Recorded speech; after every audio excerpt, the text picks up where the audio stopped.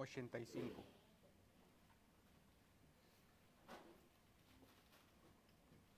Va a ser lección número 29, página 185.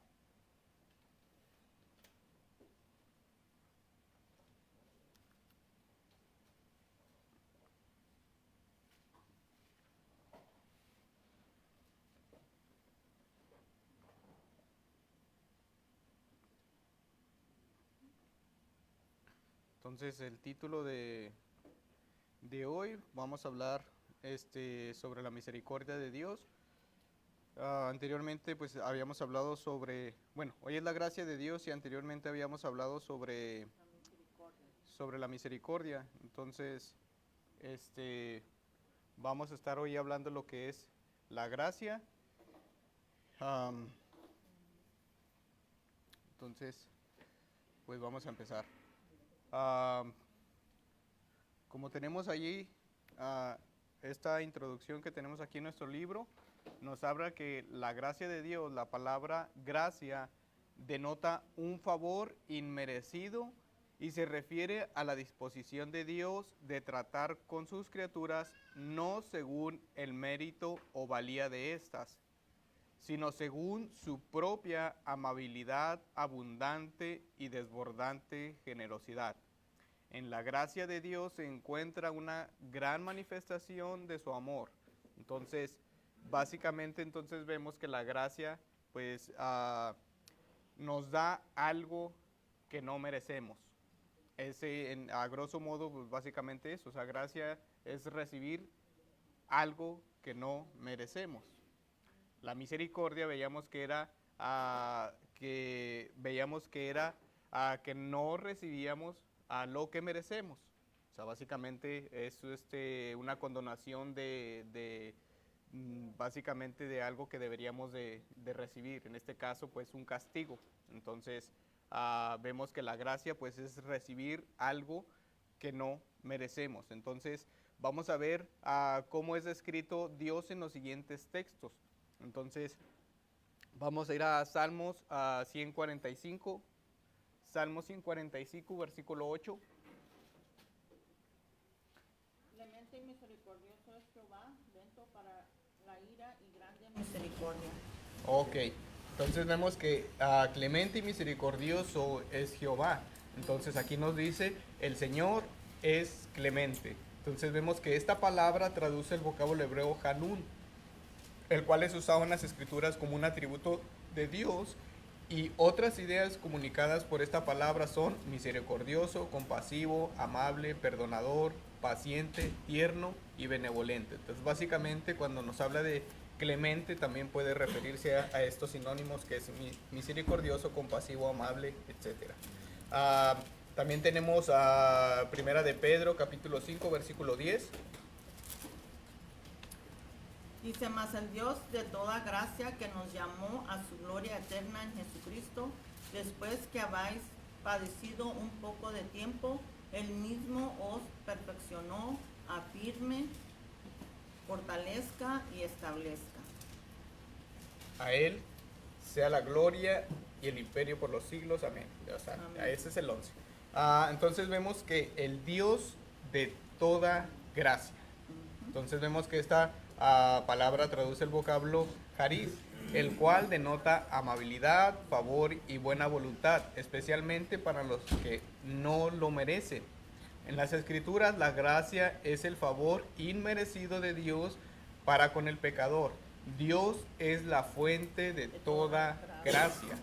Toda clase y tipo de gracia multifacética, gracia sin medida, se encuentra en Dios mismo y fluye de Él. O sea, básicamente, esta gracia se desprende del ser amoroso de nuestro Dios. Entonces, conforme vamos avanzando con estos versículos, vamos a entrar ahorita en otro aspecto. Vemos que vamos a Isaías capítulo 30, versículo 18. Por tanto, Jehová esperará para tener piedad de vosotros, y por tanto será exaltado, teniendo de vosotros misericordia, porque Jehová es Dios justo. Bienaventurados todos los que confían en Él. Amén. Ok, entonces, am, ¿cómo pueden ser aplicadas? Bueno, básicamente, ¿cómo podemos nosotros ver lo que Dios hace aquí, en este versículo? Entonces vemos, según Isaías, capítulo 30, versículo 18, o sea, ¿qué es lo que Dios de cierta forma hace? O sea, ¿cómo es la actitud de Dios hacia los hombres? O más bien, como dice aquí, especialmente a su pueblo. O sea, ¿cómo es esa actitud de Dios? Pues es compasivo De piedad y y misericordia. misericordioso y piadoso. Muy bien, entonces vemos que Dios sigue anhelando mostrarles misericordia, levantándose para mostrar compasión. O sea, tenemos un Dios misericordioso que Él básicamente anhela mostrar misericordia. Y lo hemos visto a través de todo el Antiguo Testamento, a través del Nuevo Testamento, y lo seguimos viendo y lo seguiremos viendo hasta la venida de nuestro Señor. Entonces vemos cómo el Señor pues muestra esta misericordia. Pero también podemos ver que el Señor siempre los estaba invitando a todos a venir a Él y confiar en sus promesas. Incluso para estos hijos rebeldes y obstinados, el Señor continuaba lleno de compasión y perdón. A través de los libros históricos, como les estuvieron enseñando a los que estuvieron en la escuela bíblica de vacaciones, en estos libros históricos, vemos cómo el pueblo de Israel pide rey. Había una temporada de jueces y vemos cómo el pueblo dice, no, nosotros queremos tener rey como los demás pueblos, o sea, nosotros queremos un rey. Entonces le piden un rey a Samuel y él levanta, o Dios levanta a Saúl. Y a través de ese tiempo vemos cómo el pueblo de Israel va en declive. O sea, básicamente el Señor les dice, ok, aquí va a estar el rey, pero yo estoy aquí. Vemos cómo los reyes empiezan a alejarse y conforme va pasando el tiempo, cada uno de los reyes que se va levantando en Israel es peor que el otro, que su antecesor. Y vemos cómo el Señor les empieza a llamar la atención, hey, vuélvanse a mí, dejen los ídolos, si no va a pasar esto y esto y esto. Y ellos tenían su racha, volvían al Señor y otra vez se levantaba otro rey que no conocía al Señor y dice que empezaban otra vez y se levantaba el nieto y este era peor que el abuelo y era básicamente un tiempo de rebeldía. Entonces el Señor constantemente les invitaba a todos ellos a venir a Él. Entonces vemos esto, vemos que el contexto del pasaje es la rebelión del pueblo de Dios. Los israelitas habían abandonado su confianza en Dios y habían hecho una alianza pecaminosa con Egipto. Aún así, Dios retrasa su castigo para darles amplia oportunidad para arrepentirse y regresar a Él. Dios hace esto porque Él no es como su pueblo infiel, sino que Dios es justo, que es fiel a sus promesas, y la palabra piedad traduce el vocablo hebreo Hanan, como lo veíamos también, que es igual que gracia, el cual significa tener piedad o mostrar un favor. Entonces vemos cómo Dios una y otra vez pues básicamente muestra esta gracia para con ellos, dándoles pues este favor que no merecían, porque básicamente pues ellos habían sido rebeldes una y otra vez. Entonces por amor a él mismo, pues básicamente él dice que él retenía esta promesa, por la promesa que le hizo también a David. Entonces vamos también a lo que es Juan capítulo 1, versículo 14 y luego 16 y 17. Entonces vamos a estar ahí en Juan capítulo 1, versículo 14. Y aquel verbo fue hecho carne y habitó entre nosotros, y vimos su gloria, gloria como del unigénito del Padre, lleno de gracia y de verdad.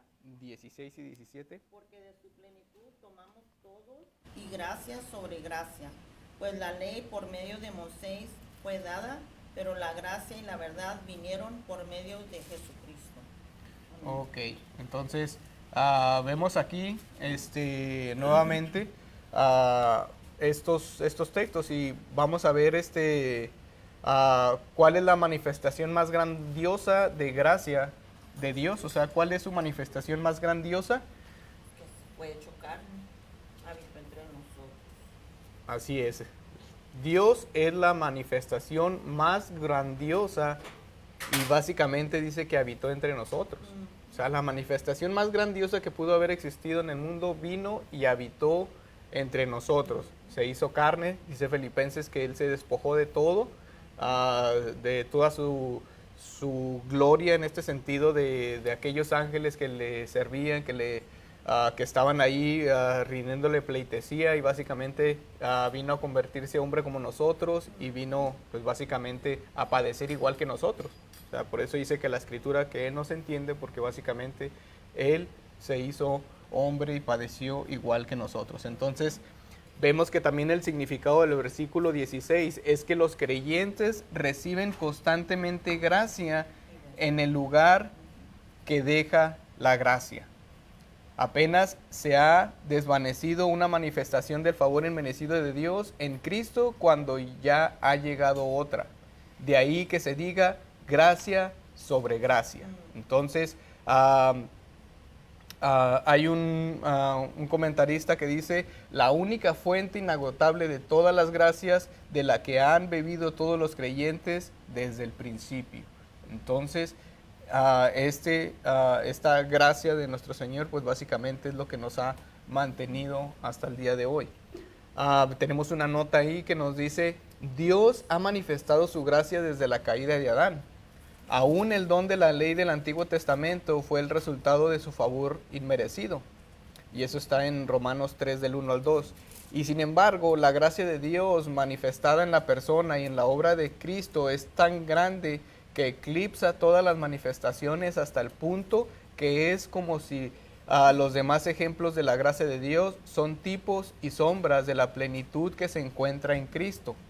Son como la luz de una vela en comparación con el resplandor del sol al mediodía. Entonces vemos que así de grande es esta manifestación. De hecho, el Señor les dijo, o sea, el reino de los cielos se ha acercado. Constantemente Cristo les decía a los fariseos que el reino del Señor se había acercado. ¿Y qué significaba? Que básicamente tenían una porción de lo que iba a pasar o de lo que estaba por seguir. O sea, les estaba dando, si lo podemos decir así, una probadita de lo que es el cielo. O básicamente ellos tenían una porción del cielo ahí mismo. Por eso Él les decía, el reino de los cielos, o sea, aquí lo tienen, aquí está. Porque esa manifestación de gracia física, por así decir, presente, la tenían ellos mismos ahí. Y pues ellos no supieron reconocer esas señales, sino que todo al contrario, pues vemos cómo disputaban con el Señor. Entonces, vemos también en Efesios capítulo 2, versículo del 8 al 9. Efesios capítulo 2, versículo del 8 al 9, tenemos ahí que según estos versículos vamos a ver cuál es la relación entre la gracia de Dios y la salvación de los pecadores. O sea, vamos a ver si somos salvos por medio de nuestros propios méritos o por medio de la gracia de Dios. Efesios capítulo 2, versículo del 8 al 9.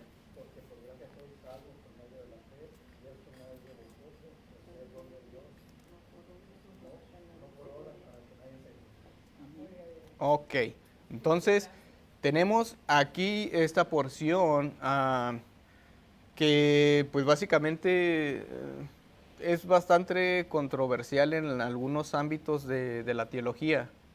Hay diferentes corrientes, hay diferentes pensamientos, pero pues no necesitamos ser eruditos, no necesitamos profundizar. Hay textos que del mismo texto brota la verdad. O sea, no necesitamos ni siquiera ir a hacer comparaciones con otros versículos para que nos expliquen este versículo. O sea, el versículo es tan claro que lo vemos aquí. Entonces vemos, porque por gracia sois salvos por medio de la fe, y esto no de vosotros, pues es don de Dios, no por obras, para que nadie se gloríe. Entonces, tenemos esta porción del texto y nos dice básicamente, y nos hace esta pregunta, dice, ¿somos salvos por medio de nuestros propios méritos o por medio de la gracia de Dios? Entonces, vamos a ver qué nos dice, o sea, ¿somos salvos por medio de qué? De la fe.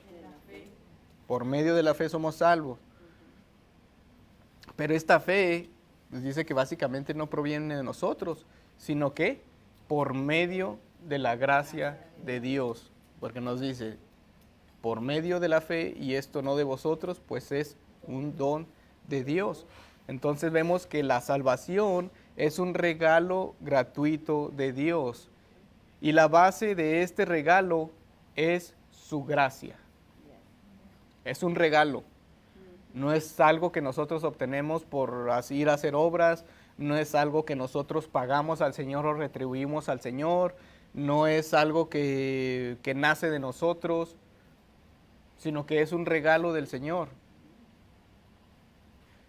Si ahorita el café que ustedes tomaron ahí, ustedes dejan, la hermana les pide un centavo por café, ya no les está regalando el café. Aunque ustedes estén dando un centavo, ese café ya no es gratis.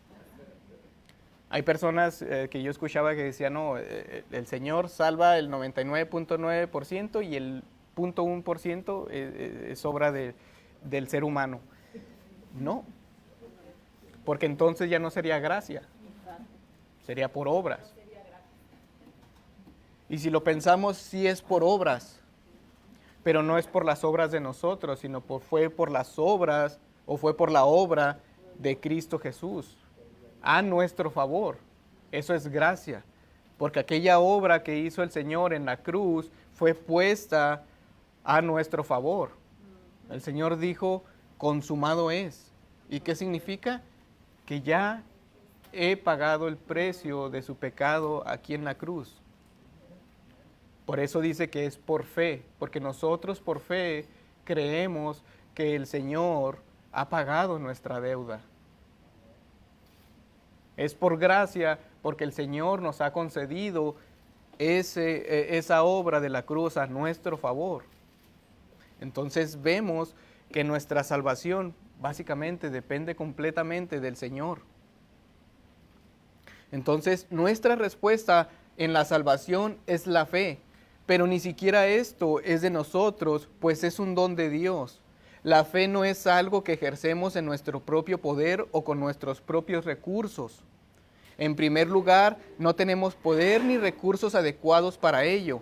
Además de esto, Dios preferiría que no confiésemos en tales cosas aun si las tuviéramos. De otro modo, la salvación sería en parte por nuestras propias obras y tendríamos alguna razón para jactarnos de nosotros mismos.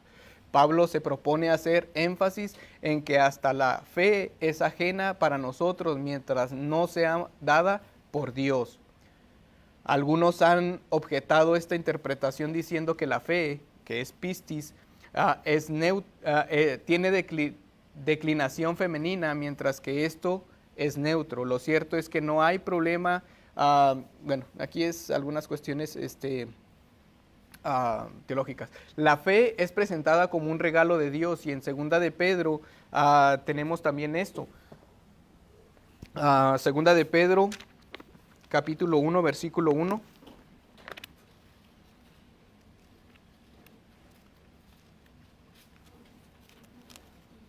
Segunda de Pedro 1:1. 1:1.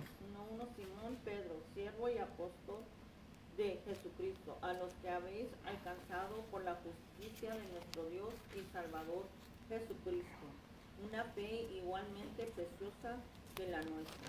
Así es. Filipenses capítulo 1, versículo 29.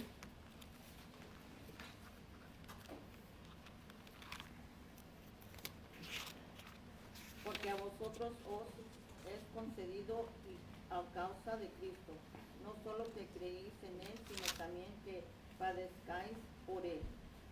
Amén. Ok, entonces vemos aquí claramente en Filipenses, porque a ustedes se les ha concedido por amor a Cristo. Se les ha concedido no solo creer en Él, sino también sufrir por Él. Entonces el mismo texto nos dice que se nos ha concedido por amor a Cristo no solo creer. ¿Qué se nos concedió? Creer.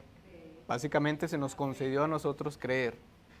Nosotros, lamentablemente, la fe que producimos o que tenemos nosotros, pues básicamente no es una fe salvífica, porque tenemos una fe distorsionada. Muchas de las veces ponemos nuestra fe en las cosas que no corresponden. O sea, nosotros confiamos en tantas loqueras, hay veces que confiamos más en los remedios, no, es que mira, si le pones aquí esta hierbita y esto y el otro, y cuando gracias al Señor, o sea, Él nos concede aliviarnos.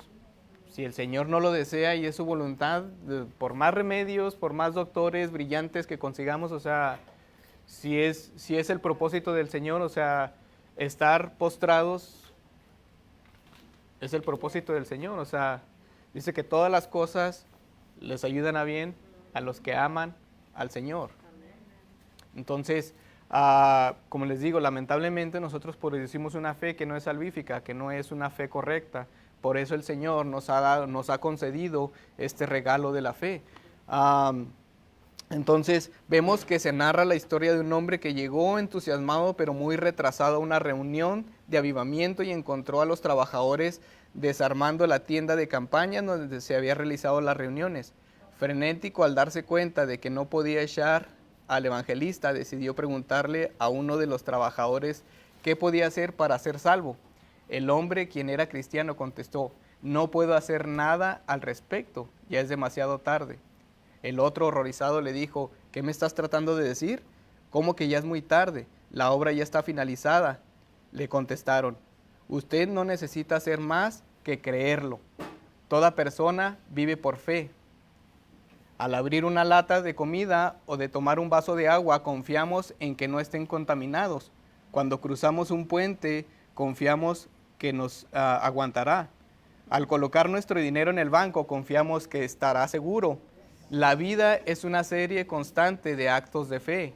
Ningún ser humano, sin importar cuán escéptico sea y confiando en sí mismo sea, podría vivir en el ejercicio de la fe.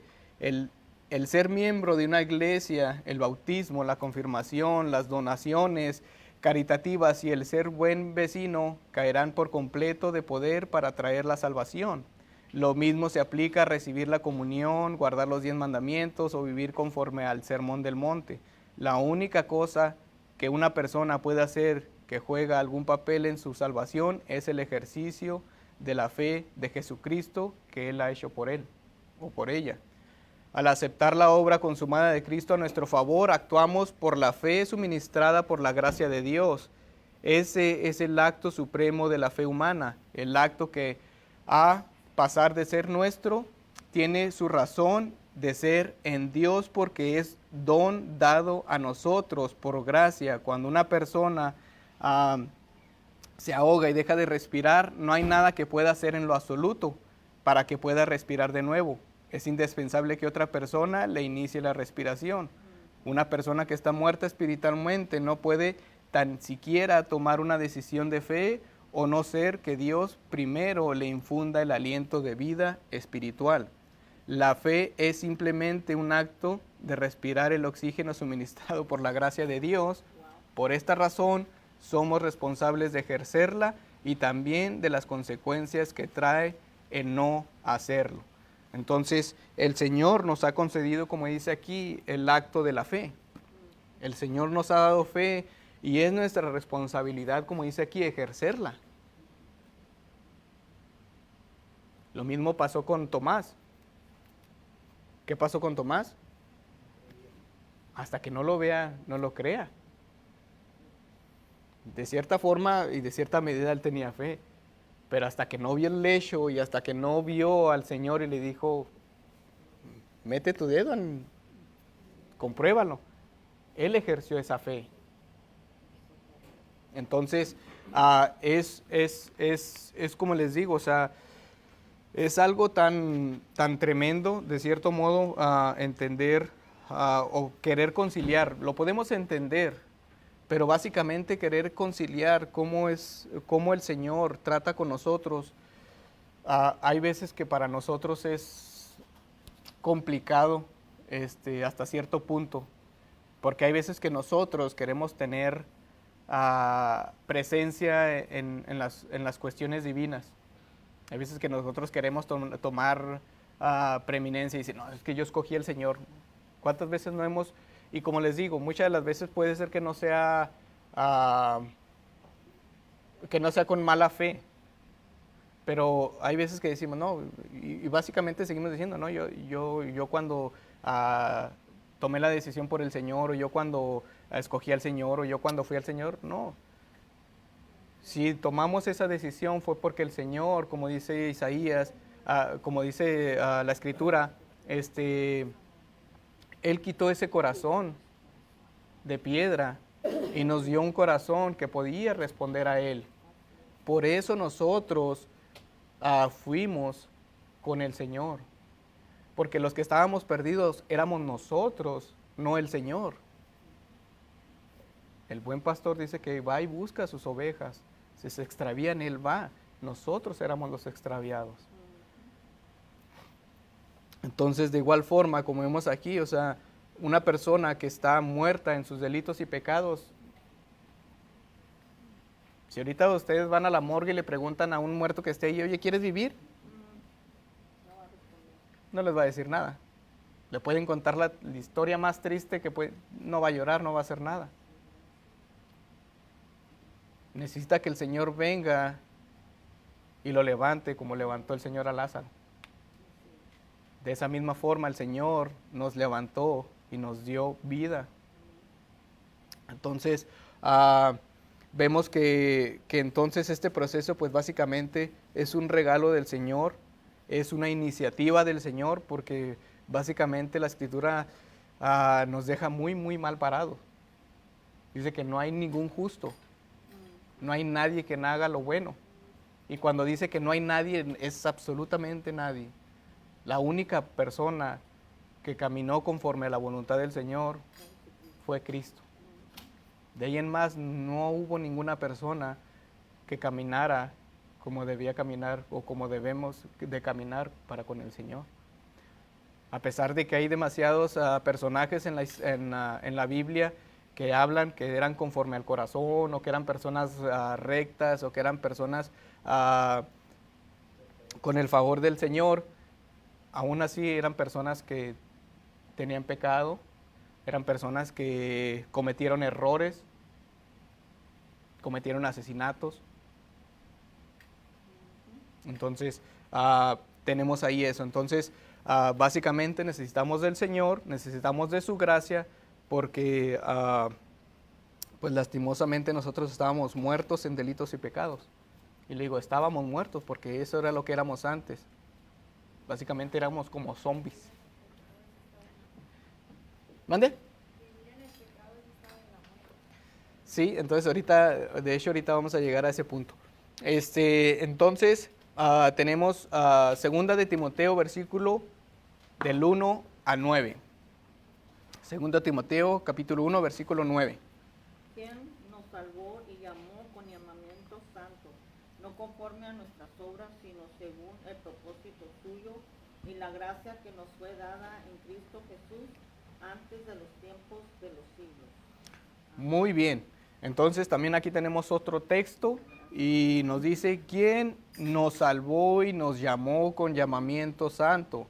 No conforme a nuestras obras, sino según el propósito suyo y la gracia que nos fue dada en Jesucristo antes de los tiempos de los siglos. Entonces, básicamente, aquí tenemos otro texto que nos habla también y nos dice quién fue quien nos salvó. Entonces, vemos que la salvación no está basada en nuestros logros, sino en el propósito soberano de Dios, en su plan sabio, no arbitrario, sino que Él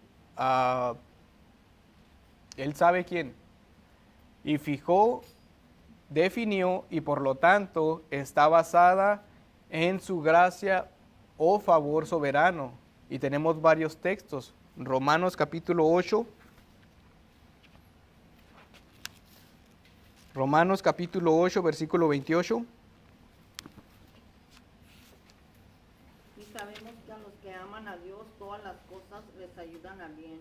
Esto es, a los que conforme a su propósito son llamados.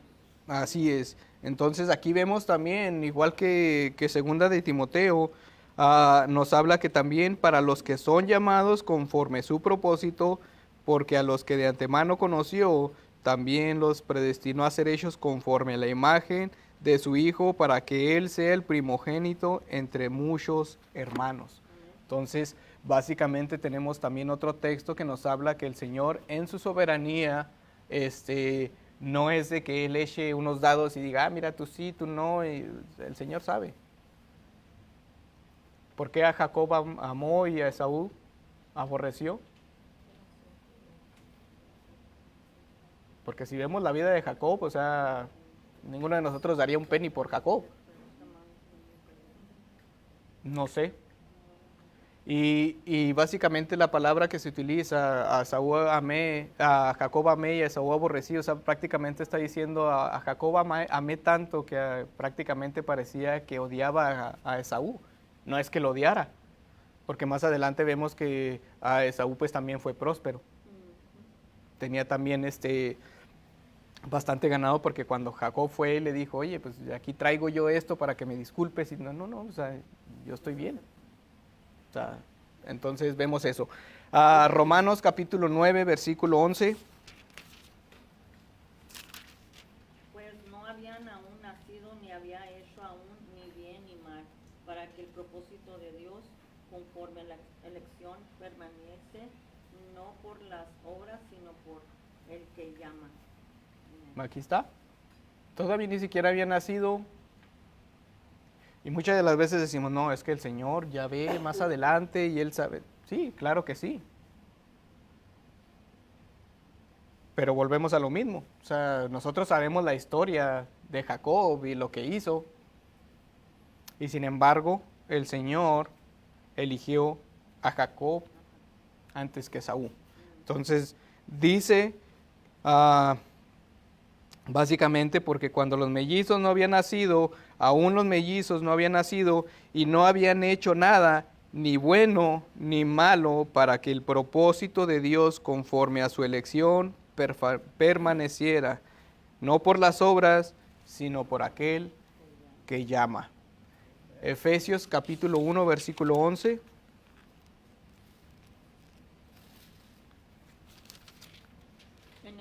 Asimismo tuvimos herencia, habiendo sido predestinados conforme al propósito del que hace todas las cosas según el designio de su voluntad.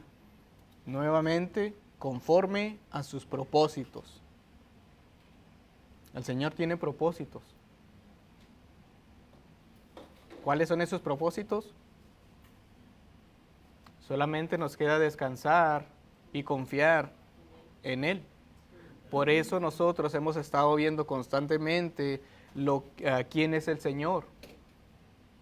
Hemos visto que el Señor es amoroso, es misericordioso, Él es fiel a sus promesas, en Él no habita la maldad, Él es justo, Él es santo.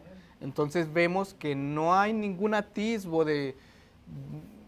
no hay ni la más mínima pizca de átomos, si lo queremos poner así, de maldad en el Señor. No hay nada que nos haga a nosotros pensar o desconfiar en el Señor. Y lamentablemente, muchos de nosotros hemos llegado a dudar del Señor. El Señor nunca nos ha dado alguna razón para desconfiar de Él, ni siquiera en sus Escrituras. Y lamentablemente a veces ponemos en tela de juicio lo que el Señor hace. ¿Por qué? Porque se nos olvida quién es Dios, se nos olvida sus promesas.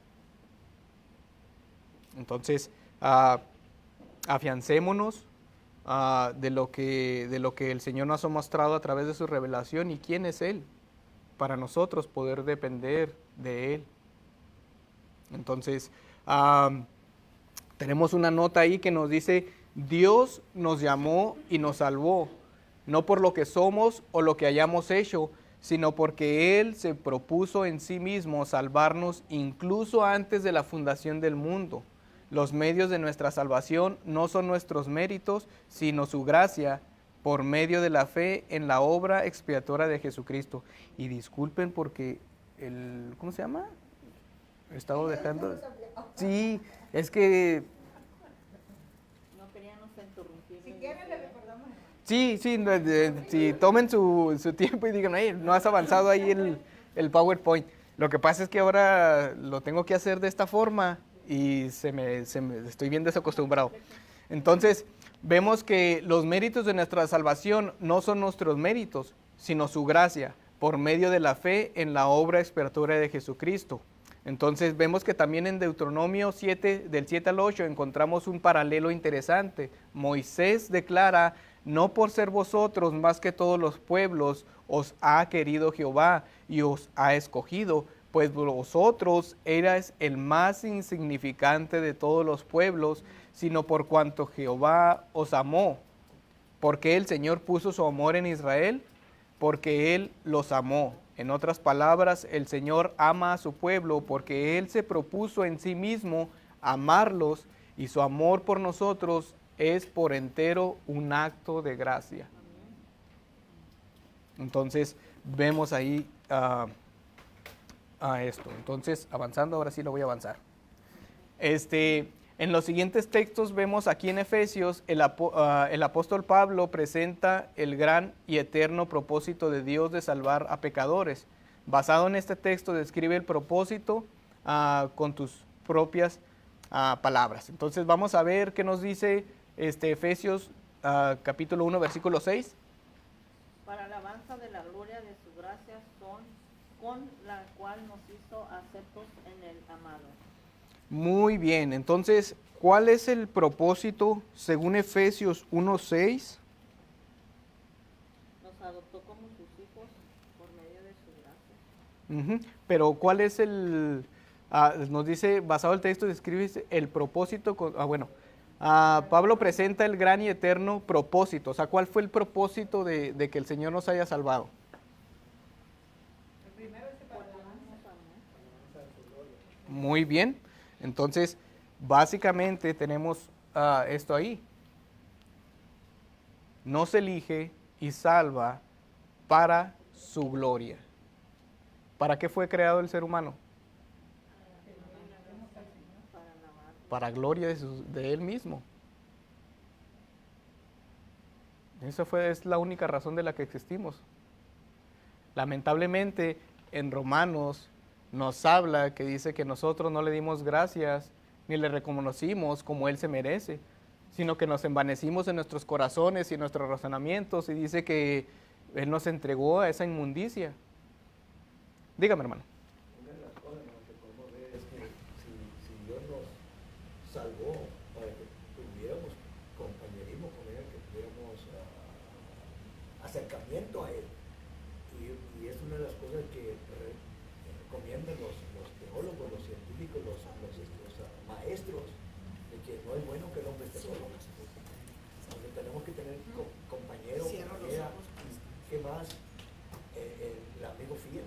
Porque él fue el tema del campamento este año. Una de las cosas que yo pude entender es que nosotros podemos ser amigos de cualquier persona, pero le vamos a fallar. Y él nunca de los nunca nos va a fallar. Nos lo ha prometido, pues, y aquí podemos ver, nos acercó hacia Él, para que podamos, honra y gloria a Él, para que podamos compañerismo con Él. Es la única manera que podemos estar con Él, ¿no? ¿Se acuerdan gracias, hermano, ¿se acuerdan que en las lecciones pasadas veíamos que el Señor es un Dios personal y que Él desea que tengamos comunión con Él? De la misma forma, vemos que Él desea que estemos comunicados con Él, que tengamos una relación con Él. No como a veces escuchamos que es que Dios necesita ser amado. Dios no nos necesita. Dios no necesita nuestra pleitesía. Él tiene millares de ángeles que le rinden alabanza. y sin embargo Él se ha dignado a voltear a vernos. Hermanos, dice las Escrituras y David lo dijo, somos polvo.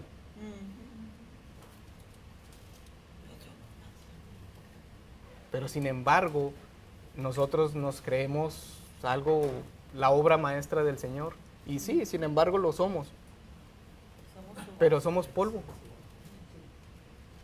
¿Cuándo ha visto al polvo decir, yo soy polvo y...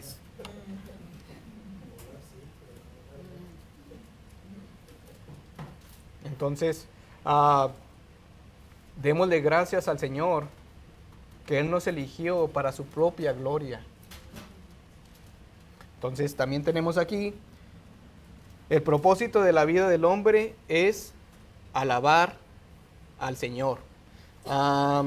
Creo que en Isaías capítulo 43, versículo 21. Ya quité el otro texto que traía. 43. Isaías 43, 21. ¿Lo tiene, hermana? 10:41. Isaías 43, versículo 21. Dice, el pueblo que yo he formado para mí proclamará mi alabanza. Amén. Mateo 5, 16.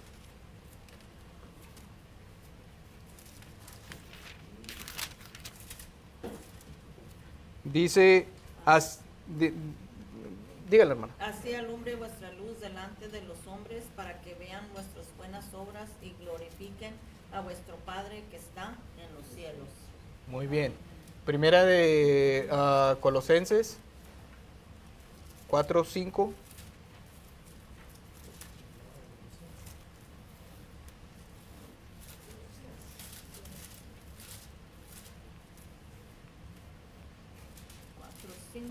Sí, primera de Colosenses 4, 5. Mientras yo regreso a Efesios. Andad, go ahead, sister. ¿Colosenses o Corintios? Corintios, mire. Pues que traigo aquí una de esta y no le... Primera de Corintios 4, 5. Así que no juzgáis nada antes de tiempo hasta que venga el Señor, el cual aclarará también lo oculto de las tinieblas y manifestará las intenciones de los corazones, y entonces cada uno recibirá su alabanza de Dios. Amén. Así es. Entonces vemos ahí que cada uno pues dará alabanza al Señor. De hecho, básicamente, pues también en Efesios, donde estábamos en Efesios 1:6, pues también Pablo describe, o sea, bendito sea el Dios y Padre de nuestro Señor Jesucristo, que nos ha bendecido con toda bendición espiritual en los lugares celestiales en Cristo, porque Dios nos escogió en Cristo antes de la fundación del mundo, para que fuéramos santos y sin mancha delante de Él. En amor nos predestinó para adopción como hijos para sí, mediante Jesucristo, conforme la buena intención de su voluntad, para alabanza de la gloria de su gracia, que gratuitamente ha impartido sobre nosotros en el amado. Entonces, pues básicamente, más claro, pues no podría ser. Tenemos también aquí, pues avanzando en mismo Efesios capítulo 2, versículo 7. Para ¿Qué? mostrar en los siglos venideros las abundantes riquezas de su gracia en su bondad para con nosotros en Cristo Jesús. Muy bien, dice, a fin de poder mostrar en los siglos venideros las sobreabundantes riquezas de su gracia por su bondad para con nosotros en Cristo Jesús. Entonces, básicamente, pues tenemos aquí que el propósito mayor de Dios con la salvación es su propia causa, para mostrar en los siglos venideros las abundantes riquezas de su gracia en su bondad para con nosotros en Cristo Jesús. Entonces, es obvio que tal propósito redunda también para nuestro beneficio, pero primero que todo para el de Dios, porque hace manifiestas por toda la eternidad las abundantes riquezas de su gracia, por medio de su bondad interminable para con nosotros en Cristo Jesús. El Padre se gloria al bendecirnos. Y es como les digo, muchas de las veces pensamos que nosotros, como era en la antigüedad, no pensamos que todo gira en torno a nosotros. Pensamos que nosotros somos el centro del universo. Y tal vez se va a oír, bueno, no sé cómo lo tomen, pero mucha gente piensa que como es tan indispensable y todo eso, o sea, el Señor básicamente trabaja para mí. O sea, y lo hemos visto a través de algunos predicadores que hasta le ordenan al Señor, no, yo no te tomo un no por respuesta, ¿sabes? Vemos otras personas que no, que yo declaro que esto y los cielos se abren y esto, como si el Señor estuviera a mi disposición. Pero básicamente los textos nos dicen que el Señor nos salva para su propia gloria. Vemos también en el Antiguo Testamento cómo el Señor una y otra vez les reitera que por amor a Él mismo va a actuar de cierta forma, pero primeramente por Él, para su gloria. Tenemos también en el Nuevo Testamento, en el caso de Jesús, cuando están Jesús y los fariseos y está un ciego y le empiezan a tentar y le dicen, oye, ¿y aquel por qué está ciego? ¿Que los padres pecaron o cómo? Él está porque el Señor así lo quiso, para su gloria. Y dice el Señor que fue y le devolvió la vista y estaba, o sea, esta persona estuvo ciega porque el Señor así lo deseaba. ¿Para qué? Para sus propósitos.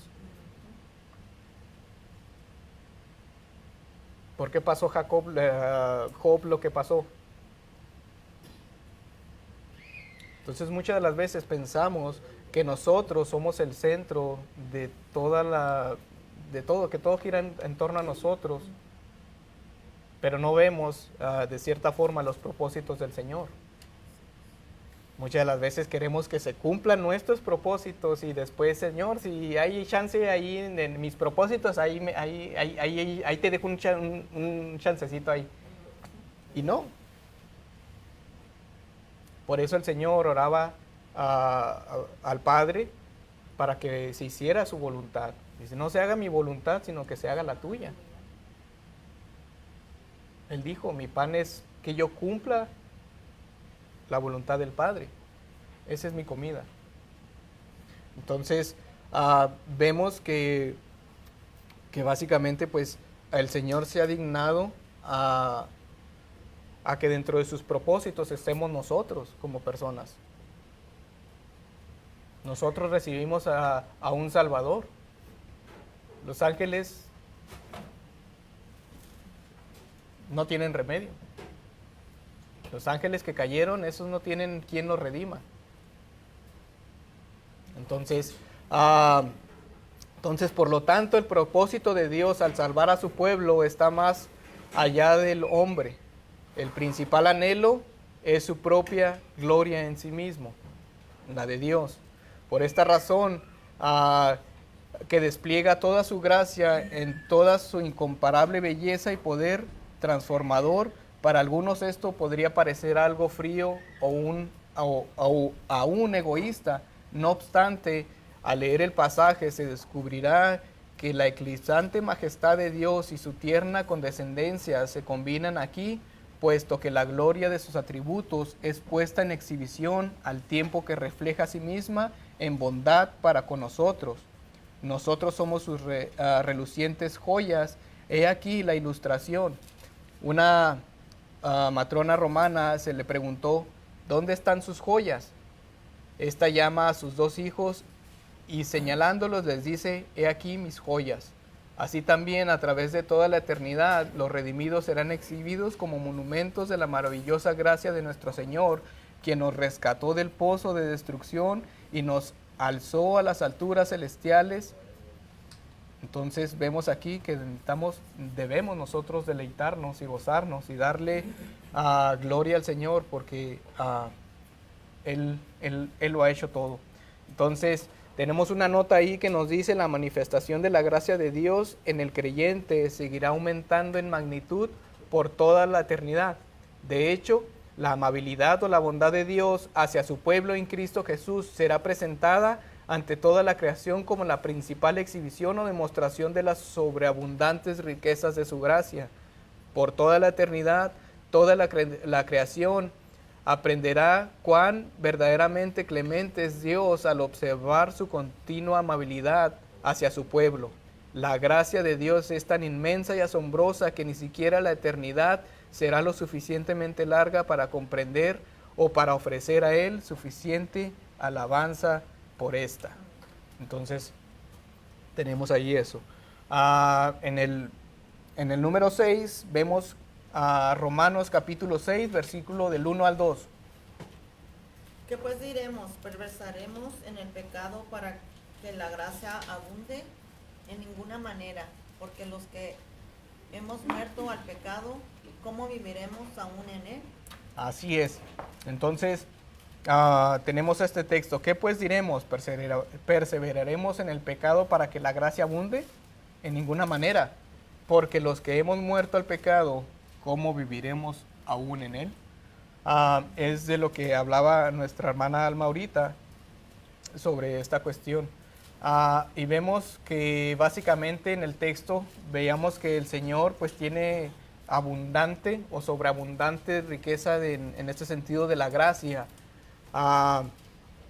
Y Pablo previniendo que la gente diría, no, pues entonces pues el Señor tiene mucha gracia, pues entonces pues puedo pecar. De todos modos, la gracia siempre sobreabunda, o sea, de hecho abunda más que el pecado. Pues no hay problema. No, Pablo nos dice aquí, de ninguna manera, porque los que han muerto al pecado, ¿cómo viviremos aún en él? Entonces, ¿qué nos quiere decir básicamente este texto? Pues vemos que la muerte al pecado aleja al creyente del control del pecado. ¿Y a qué vamos? Vamos a Romanos capítulo 6, versículo 6.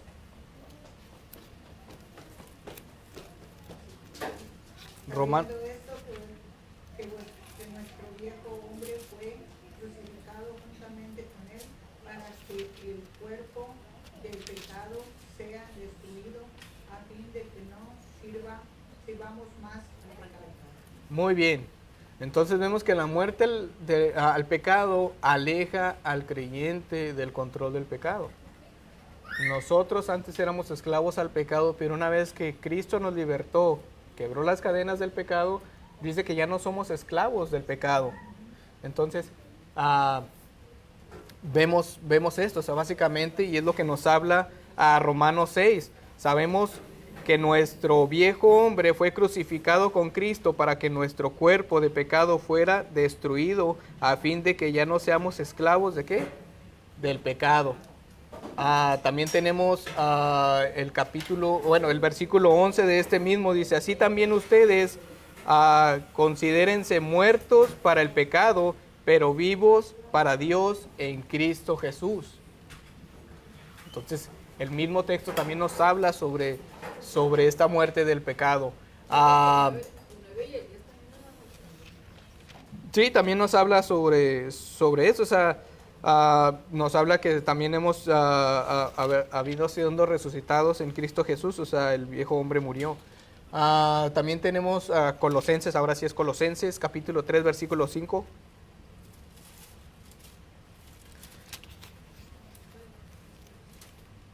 Hacer morir pues lo terrenal en vosotros, fornicación, impureza, pasiones desordenadas, malos deseos y avaricia, que es idolatría.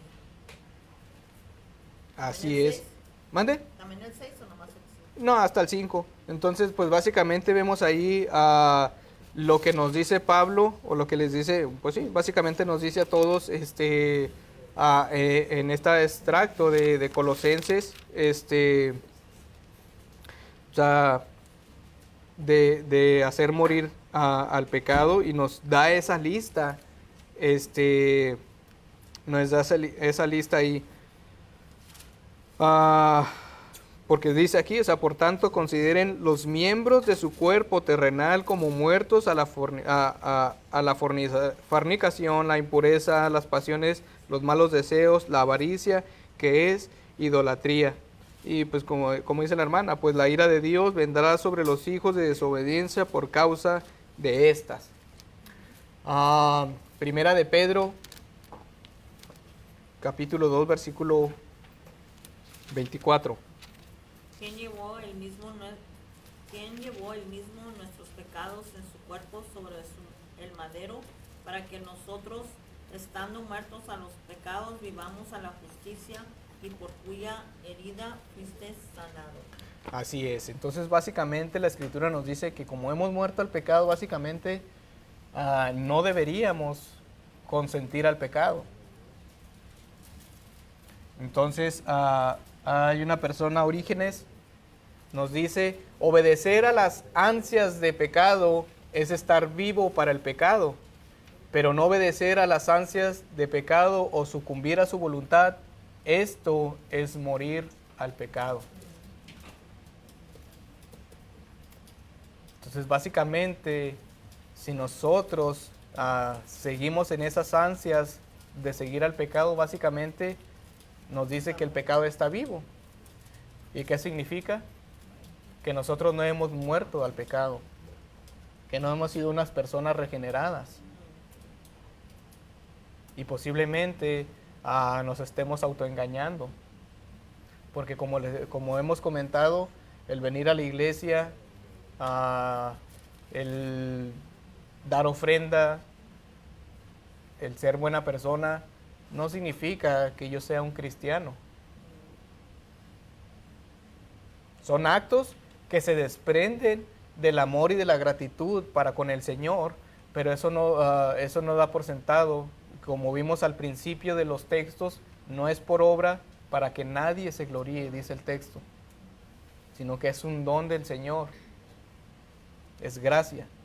Entonces, si verdaderamente somos cristianos, pues básicamente vamos a hacer morir nosotros el pecado. Claro, estamos en un cuerpo corrompido, seguimos nosotros afectados por el pecado, y claro que vamos a caer. Ninguno de nosotros es perfecto, pero eso no da pie a permitirme a mí estar gozándome o estar practicando el pecado constantemente. Entonces necesitamos reflexionar en eso. Dice, alguien podría concluir que somos salvos por gracia de Dios y no por obras. ¿Es aceptable seguir viviendo en pecado? O incluso peor, incrementar nuestras actividades pecaminosas para que así la gracia de Dios llegue a ser más evidente. Esto es totalmente contrario a la voluntad de Dios y al propósito de la gracia. Entonces, no es normal que una persona que se diga creyente, pues se deleite en el pecado. Tito, vamos a Tito, capítulo 2, versículo 11. Porque la gracia de Dios se ha manifestado para la salvación a todos los hombres, enseñándonos que renunciando a la impiedad y a los deseos mundanos, vivamos en este siglo sobria, justa y piadosamente, aguardando la esperanza bienaventurada y la manifestación gloriosa de nuestro gran Dios y Salvador Jesucristo. Amén. Ok, entonces aquí tenemos pues esto de aquí. Entonces básicamente cómo nos habla sobre esto, pues básicamente tenemos que la gracia de Dios nos enseña que debemos renunciar a la impiedad y a los deseos mundanos. También debe de haber un repudio constante y voluntario de los pensamientos, palabras y acciones que se oponen a la verdadera piedad. Entonces, también debe de haber una renuncia a los deseos de las cosas, los placeres y los valores derivados de este sistema actual, mundano y hostil a Dios. ¿Y aquí a qué me refiero? Pues básicamente a que no estoy conformado a lo que es este sistema. ¿Qué nos dice este sistema? No, pues entre más dinero tengas y entre más mujeres y todo, vas a ser más feliz. O eres un verdadero hombre si tienes varias mujeres. O vales como persona si verdaderamente tienes buena cantidad de dinero en el banco. Entonces, nos dice que nosotros debemos despojarnos de todo lo que el sistema actual dice que es bueno, porque básicamente ahora todo lo que es bueno pues, no lo es. Es contrario a lo que dice la palabra del Señor. Entonces, la misma Escritura nos dice que no nos amoldemos al sistema actual, sino que renovemos nuestra mente a lo que es a la Escritura del Señor. Entonces vemos que la gracia de Dios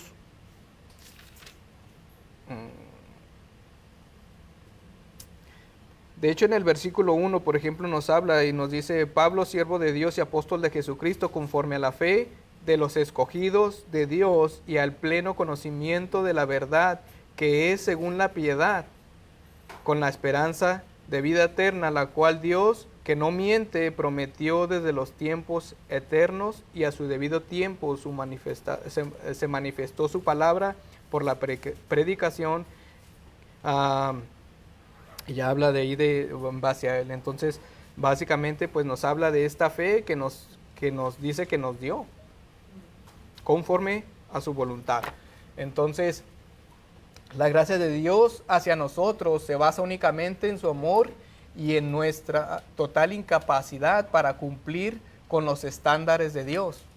La gracia de Dios es un regalo que no merecemos y que no podíamos ganar.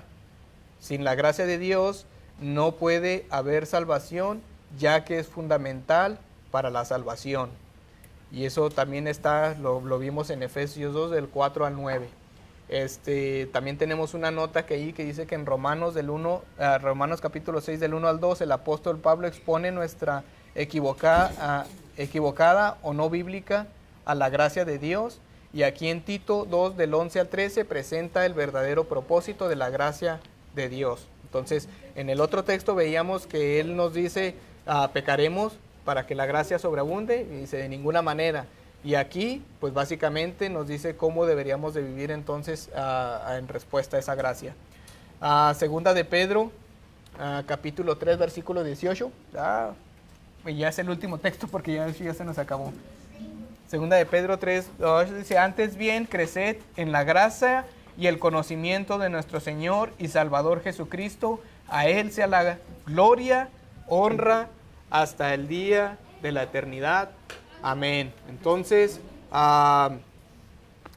pues con este texto cerramos, y pues estemos agradecidos porque el Señor se ha compadecido de cada uno de nosotros y ha derramado su gracia en nosotros. Que Dios les bendiga y pasemos al santuario.